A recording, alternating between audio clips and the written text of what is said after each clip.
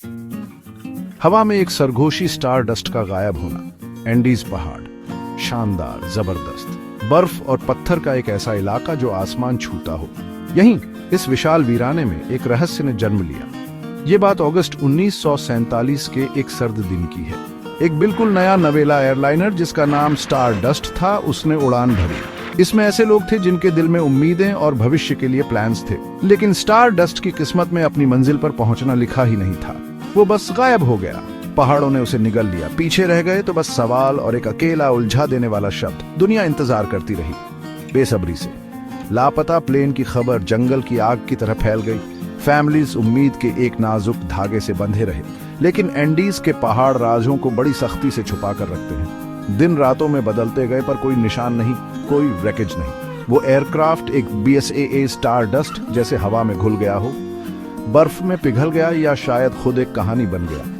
पहाड़ों से आती खामोशी कान फाड़ देने वाली थी। एक लंबी और उलझी हुई कहानी की एक डरावनी शुरुआत। गायब होना अचानक हुआ। शॉकिंग। एक पल पहले एयरक्राफ्ट कांटेक्ट में था, अपने रास्ते पर लग रहा था। अगले ही पल खामोशी की एक गहरी खाई।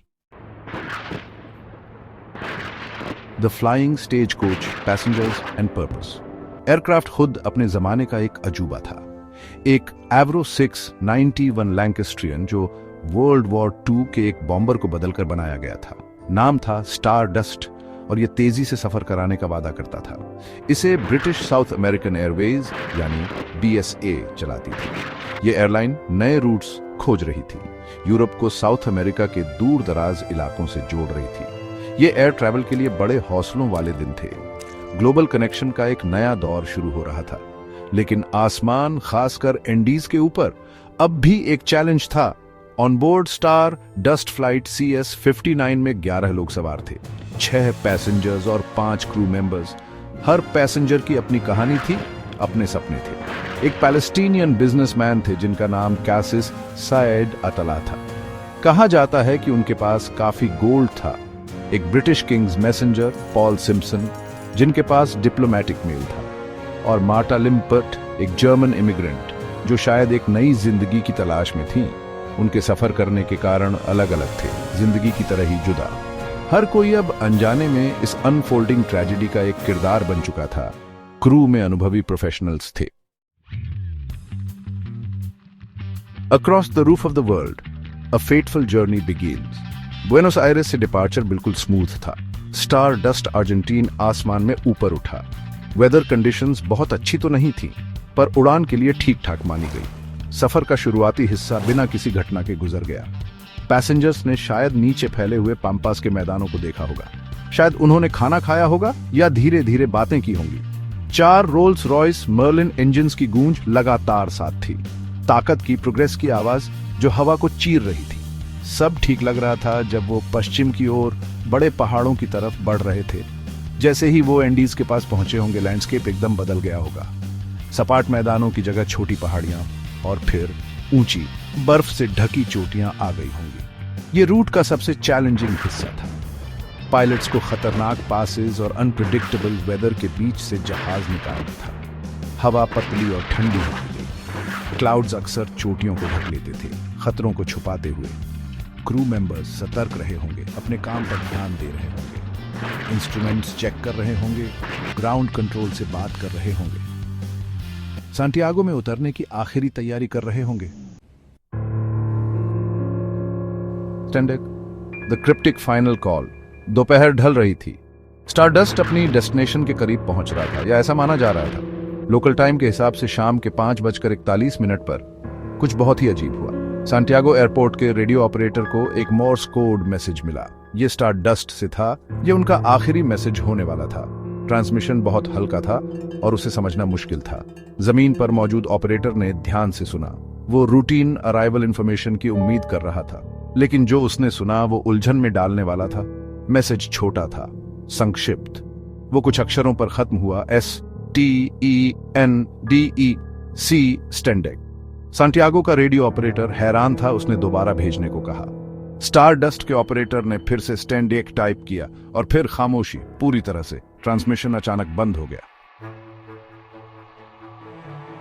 Section 5 lost in the white labyrinth, the desperate search.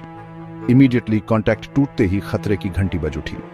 एक एयरक्राफ्ट जिसमें 11 लोग थे वो मिसिंग था। सर्च एंड रेस्क्यू ऑपरेशंस बिना देर किए शुरू कर दिए गए।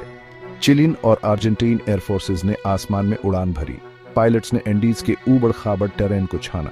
वो नुकीली चोटियों और गहरी परछाई वाली वैलीज के ऊपर उड़े, रैकेज का कोई निशान, धातु की चमक, स्मोक देखने की उम्मीद में। लेकिन एंडीज बहुत विशाल है, सफेद और स्लेटी रंग की एक लैबिरिंथ। यहाँ गिरे हुए एयरक्राफ्ट को ढूंढना भूसे के ढेर में सुई ढूंढने जैसा है। वेदर कंडीशंस ने सर्च एफर्ट्स में बहुत रुकावट डाली। ऊंचे एंडीज में सर्दियों में ब्लिजर्ड्स आते हैं और घने क्लाउड कवर छा जाते हैं। विजिबिलिटी अक्सर खराब थी, जिससे एरियल सर्चेस खतरनाक हो जाते थे। ग्राउंड टीम्स के लिए काम और भी मुश्किल था। उन्हें बर्फीली ढलानों पर चढ़ना, जमा देने वाली ठंड और पतली हवा से जूझना पड़ रहा था। Section 6 echoes in the ice decades of unanswered questions. साल बीतते गए। सर्दियों के बाद गर्मियां आती रहीं बार-बार। 50 लंबे साल गुजर गए। आधी सदी। स्टारडस्ट एक भूत बना रहा। एविएशन सर्कल्स में फुसफुसाकर कही जाने वाली एक लेजेंड। फैमिलीज ने दुख मनाया, जिंदगी जी, लेकिन कभी सच में भूले नहीं। जो खो गए थे उनके बच्चे खुद बूढ़े हो गए। हमेशा आखिरी पलों के बारे में सोचते रहे। हमेशा उस एक समझ न आने वाले शब्द से परेशान रहे, स्टेंडेक। इसका क्या मतलब था? रेडियो ऑपरेटर क्या बताने की कोशिश कर रहा था? जवाबों की कमी एक ऐसा जख्म था जो कभी पूरी तरह भरा नहीं। इन बीते दशकों में स्पेकुलेशन खूब लगाई गई। रैकेज के बिना थ्योरीज पनपी, कुछ तो काफी इमेजिनेटिव थी। क्या ये सैबोटाज था? जहाज में बॉम्ब था? क्या सोने वाला बिजनेसमैन टारगेट था? कुछ ने तो यूएफओज की भी बात की। Alien abduction. एंडीज आखिर हैं ही मिथ और लेजेंड की जगह। ज्यादा संजीदा थ्योरीज हवाई खतरों पर टिकी थी। अचानक कैटास्ट्रोफिक स्ट्रक्चरल फेलियर, या शायद क्रू खराब वेदर में रास्ता भटक गया और सीधे क्लाउड में छिपे पहाड़ से जा टकराया। Section 7 the mountains icy grasp, a long awaited discovery. फिर जनवरी 1998 में कुछ कमाल का हुआ। 2 अर्जेंटीन माउंटेनियर्स माउंट टुपुंगाटो पर चढ़ाई कर रहे थे। ये एंडीज की सबसे ऊंची चोटियों में से एक है, 6,500 मीटर से भी ज्यादा ऊंची। इसकी ऊंची ढलानों पर जाने पहचाने ट्रेल से बहुत दूर उन्हें कुछ मिला। स्कैटर्ड डेब्री, मुड़े तुड़े धातु के टुकड़े, एक एयरक्राफ्ट इंजन, प्रोपेलर ब्लेड्स। ये साफ तौर पर किसी पुराने प्लेन क्रैश के थे। क्या ये वही खोसा हुआ स्टार डस्ट हो सकता है? लोकेशन रिमोट थी, पहुंचना मुश्किल था, बर्फ और पाले से ढकी हुई। उनकी डिस्कवरी की खबर अथॉरिटीज तक पहुंची। आगे जांच के लिए एक एक्सपीडिशन ऑर्गेनाइज की गई। साइट ऊंची थी, करीब 4,600 मीटर्स पर। डेब्री एक बड़े इलाके में फैला हुआ था, एक ग्लेशियर में छम सा हुआ। बर्फ ने 50 सालों से भी ज्यादा वक्त तक इस राज को छुपाए रखा था। धीरे धीरे बड़ी मेहनत से एविडेंस इकट्ठे किए गए। इंजन सीरियल नंबर्स को रिकॉर्ड्स से मिलाया गया। पर्सनल बिलोंगिंग्स मिले जो अजीब तरह से सुरक्षित थे। यहां अचानक खत्म हुई जिंदगियों की एक खामोश गवाही। फाइनली कन्फर्मेशन आ गया। Section 8 decoding the mystery theories behind स्टेंडेक।